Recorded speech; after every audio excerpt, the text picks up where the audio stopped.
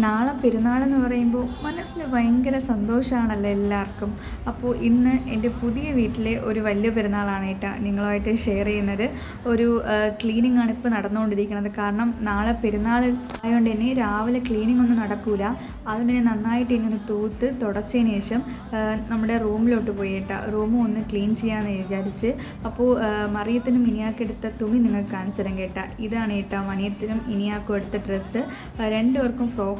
പിന്നെ റൂമും ഒന്ന് ക്ലീൻ ചെയ്ത് ബെഡ്ഷീറ്റൊക്കെ ഒന്ന് മാറ്റിയതിന് ശേഷം റൂം സ്പ്രേയൊക്കെ ഒന്ന് അടിച്ചു കൊടുത്തതിന് ശേഷം നേരെ കിച്ചണിലിട്ട് വന്നേട്ടാം. അപ്പോൾ ഇതൊക്കെ ഒതുക്കിയിട്ട് കാണുമ്പോൾ നല്ലൊരു സമാധാനമാണ്. പിന്നെ ഇത് കണ്ട ഇത് ദോഷിച്ചിട്ട് ഞാൻ മയക്കി വെച്ചിരിക്കുന്നതാണ് കേട്ടോ. പിന്നെ തക്ബീർ കേട്ടിട്ട് മക്കൾ അങ്ങനെ ഇരിക്കുകയാണ്.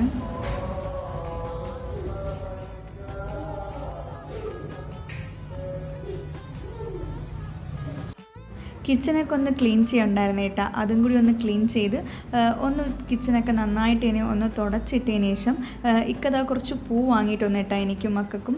അതൊക്കെ ഒന്ന് എടുത്ത് നോക്കിയതിന് ശേഷം പെരുന്നാളെന്ന് പറയുമ്പം നല്ലൊരു മുല്ലപ്പൂവും മൈലാഞ്ചി ഇല്ലാത്ത ഏത് പെരുന്നാളാണല്ലേ. അപ്പോൾ ഇന്ന് നല്ല അരച്ച മൈലാഞ്ചിയാണ് കേട്ടോ ഉമ്മ വീട്ടിൽ നിന്ന് അരച്ചു കൊണ്ടുവന്നത്.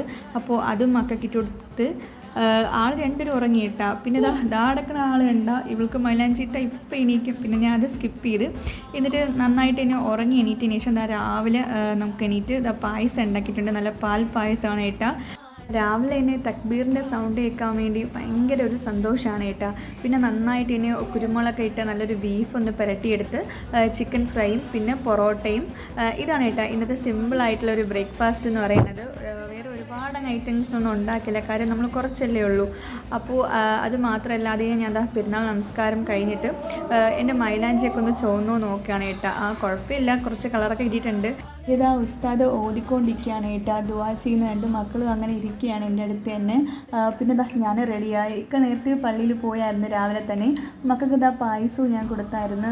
പായസം എല്ലാം കുടിച്ചുകൊണ്ടിരിക്കുമ്പോൾ തന്നെ വന്ന് പിന്നെ ഇക്കാക്കും പായസമൊക്കെ എടുത്ത് നമ്മളൊരു ഫോട്ടോയൊക്കെ എടുത്തതിന് ശേഷം നമ്മൾ നേരെ ഫുഡ് കഴിക്കാൻ വേണ്ടി പോയി കേട്ടോ. ഇങ്ങനെ തന്നെ നമ്മുടെ ഒരു പെരുന്നാൾ പോയി കഴിഞ്ഞ് പിന്നെ ഉച്ചയ്ക്ക് നല്ല നെച്ചോറാണ് കേട്ടോ ഉണ്ടാക്കിയത്.